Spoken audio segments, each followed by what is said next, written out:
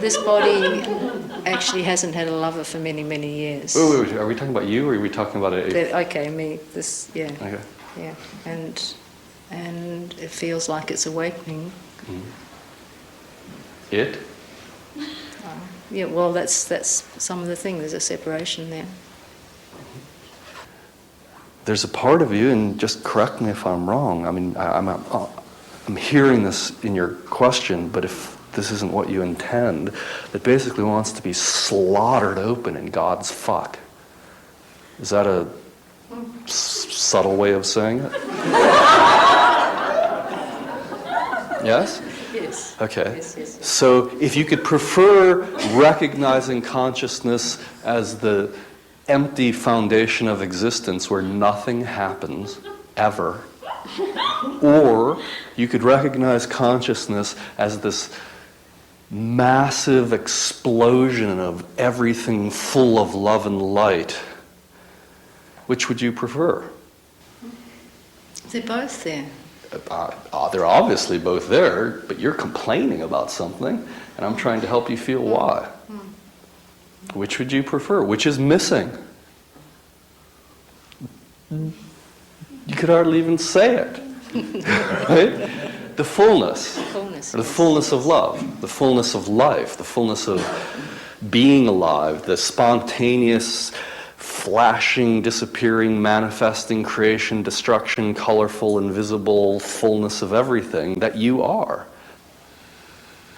Let's start with the supposition that love is attempting to take over your body right now. That in fact you have to suppress your breath and think real hard and suppress your muscles and start getting concerned about the past and the future in order not to notice that at this very moment, love is attempting to take over your entire body. Right now, love is attempting to make your thighs flutter like God, you know. I am God down here too. Your whole body. Otherwise, you'd have to kind of suppress it, act like everything's okay. Consciousness, in fact. You have a preference for peace over passion, is one way of putting it.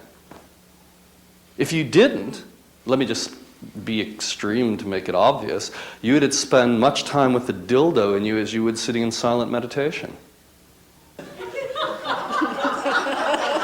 Women have always complained that there is not a man around who could match them. I mean, you could just ask around this room. We don't need history. Just ask around the room. How many women here have met the lover that can really take them where they want to go? They can even sustain love long enough for them to enjoy it a little bit instead of just being like pummeled by someone's meager desire until they were shriveled into a bag of pleasure for this man to kind of suck from his little straw and leave to go to bed. You know? You're a lot bigger than that, aren't you? Wouldn't you want a man who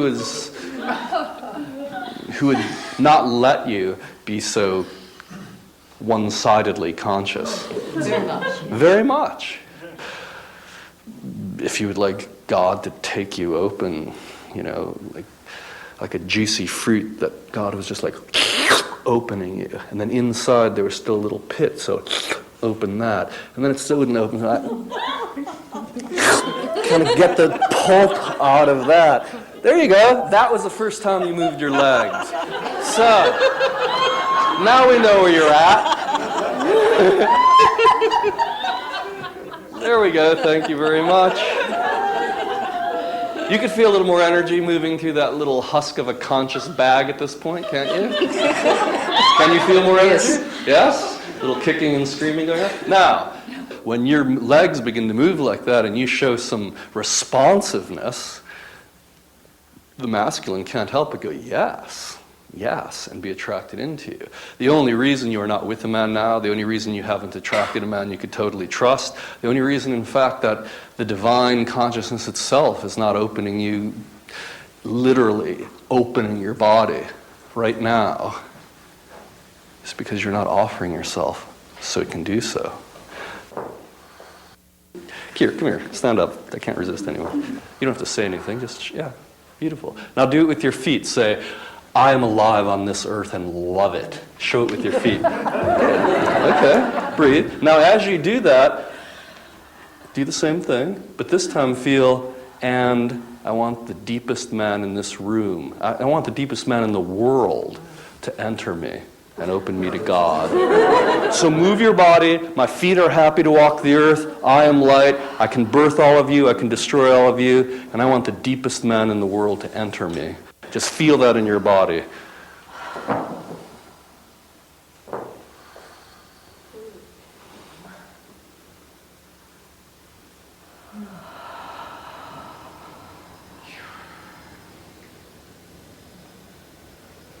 Ladies, make whatever sound you're feeling in this moment so she knows how you're feeling.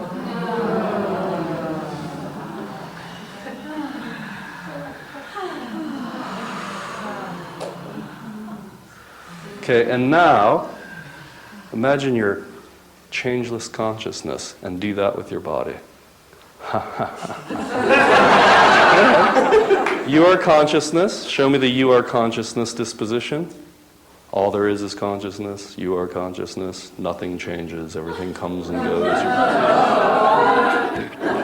Both are true, but which are more true of her? Isn't it obvious? Feel which one is most true of you and offer one last gift of it.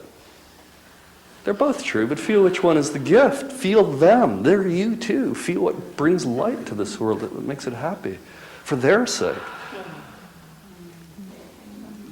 Round of applause for the goddess. Thank